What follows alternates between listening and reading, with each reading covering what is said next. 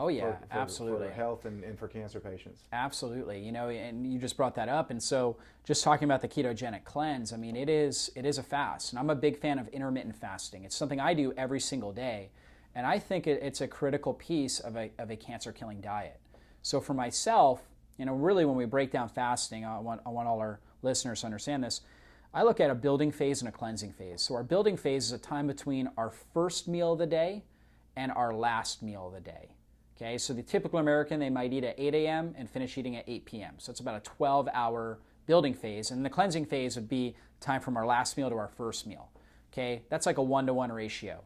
In our society today, we've got so much toxicity that it's that much more important that we have a greater cleansing phase than building phase. On top of that, the great thing is when we're on this ketogenic diet, our hormones become balanced. Insulin and leptin, which is our satiety hormone, so it helps us say that we're no longer hungry, we're satisfied. They become very balanced, our body becomes very sensitive to it.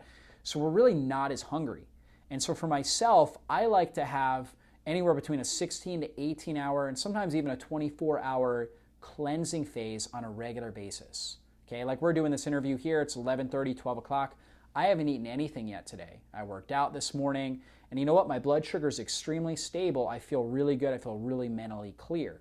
Now, I'll typically eat around 1 o'clock or so, and then finish eating by, let's say, 6, 7 o'clock.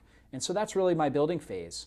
And so I've gotten all the nutrients I need, but my body's also been able to really cleanse and detoxify as I've gone through this cleansing phase. And on the cleansing phase, like for example, the fasting this morning, I've drank probably about a half gallon of water so far today. So the water is key because I want to move toxins out of my body. I don't want them to just recirculate as they're being released as my body's breaking down fat cells.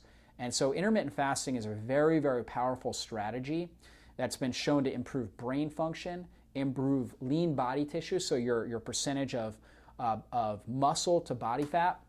It's been shown to basically to improve almost every aspect of your health. And so very, very profound when it comes to killing off cancer cells in your body too. And sometimes we'll recommend longer fasts and longer cleanses, but I think something that most people can do, unless you have a state of adrenal exhaustion or extreme adrenal fatigue, which some people do, unless that's the case, I always highly recommend going on a ketogenic, intermittent fasting lifestyle because of the profound effects it has on destroying cancer cells in your body, regulating your hormones, and improving overall brain function. So very profound effects with that.